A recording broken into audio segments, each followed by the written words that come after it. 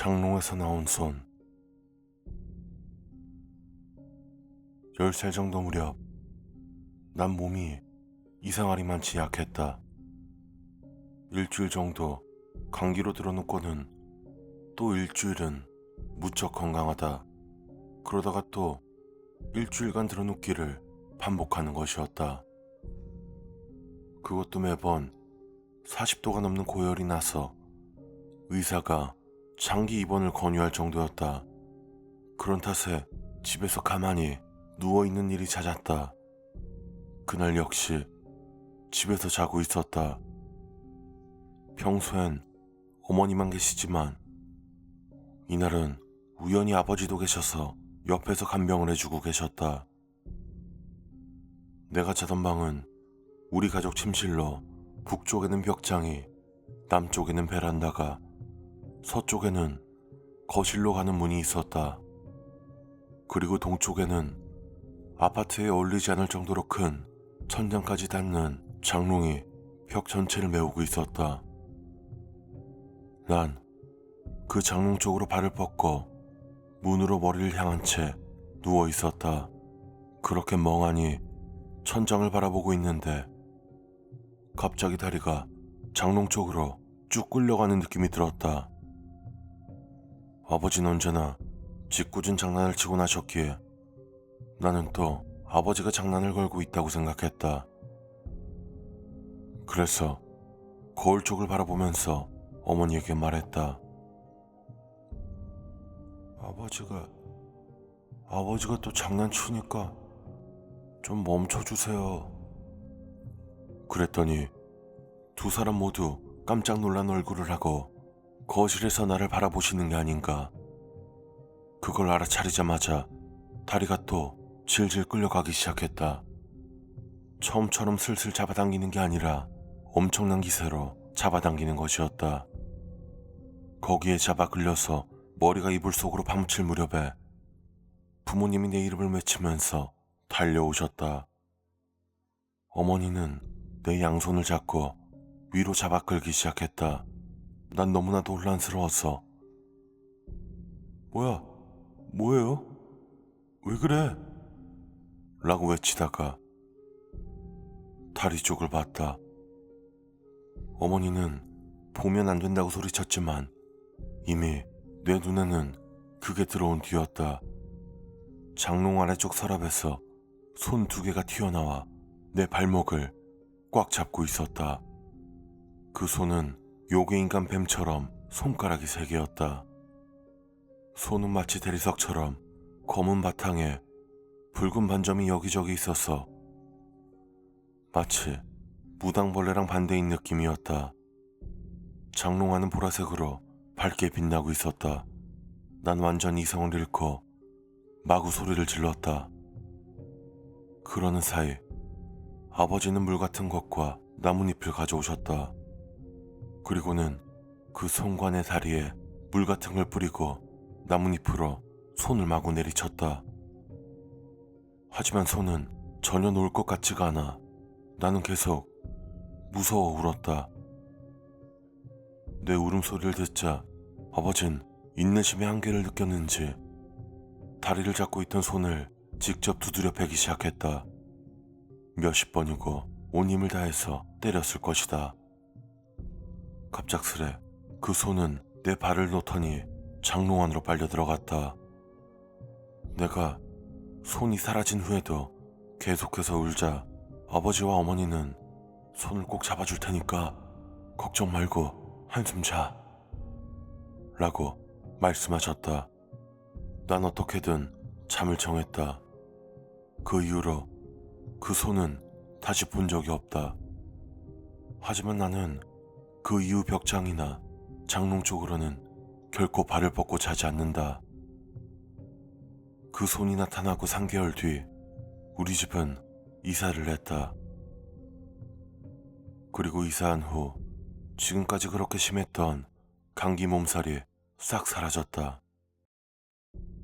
이윽고 반년에 한 번 감기가 걸릴까 말까 하는 수준까지 회복되었다. 이 사건을 계기로 나는 물론이고 부모님까지도 초자연적 존재에 대해서 믿게 되었다. 정확히 무엇이었는지는 알 수 없지만 아직도 떠올리면 등골이 오싹해지는 어린 시절의 공포 체험이었다.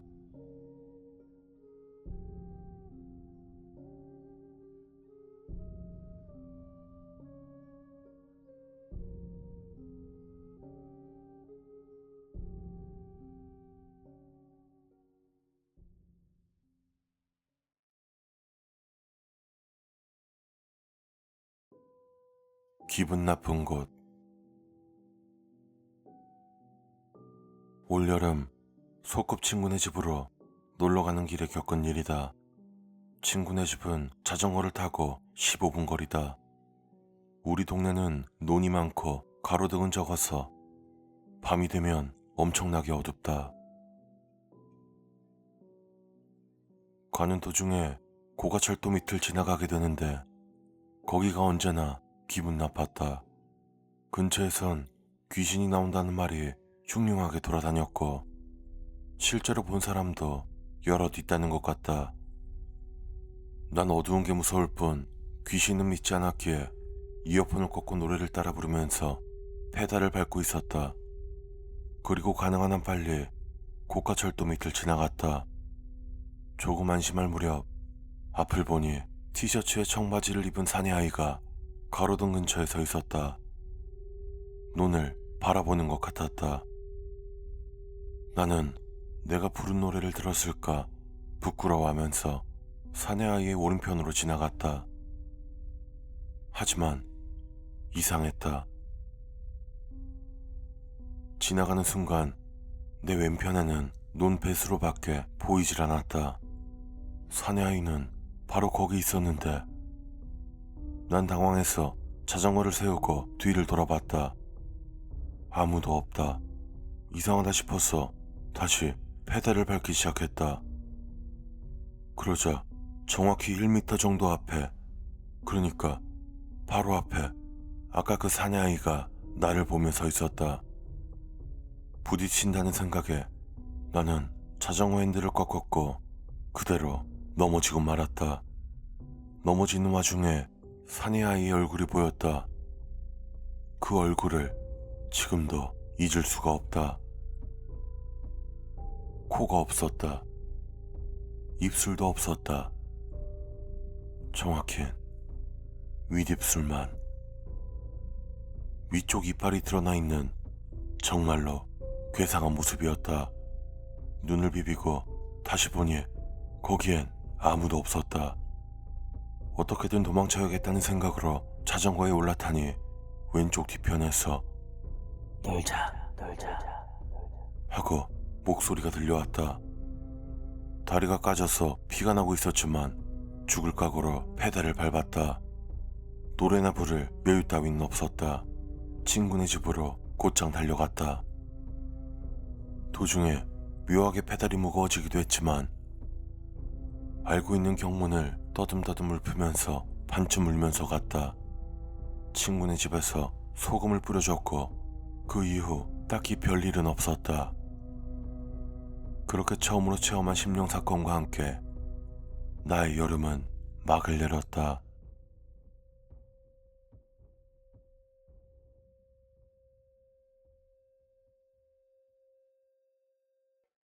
조리 실습.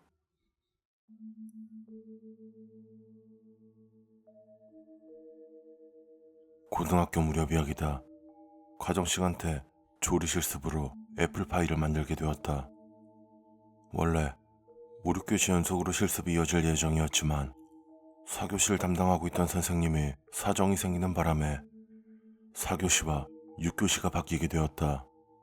그리하여 실습은 4교시 때 시작해서 점심을 먹고 다시 5교시 때 이어하는 식이 되었다. 실습 당일 4교시 때 반죽을 만들고 둥글게 모양을 잡은 후에 냉장고에 넣고 점심을 먹으러 갔다.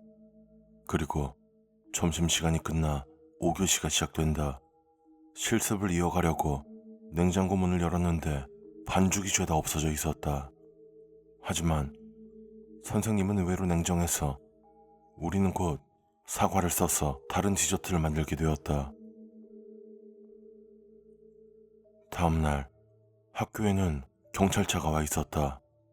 우리는 설마 반죽 때문에 경찰이 온 건가 싶어 깜짝 놀랐지만 그게 아니었다.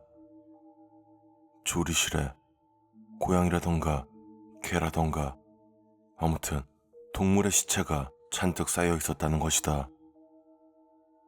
모두 8마리였다. 실습에 참가한 조도 마침 8조였다. 동물 시체 옆에는 메모가 떨어져 있었다고 한다. 잘못 알았어. 미안해요.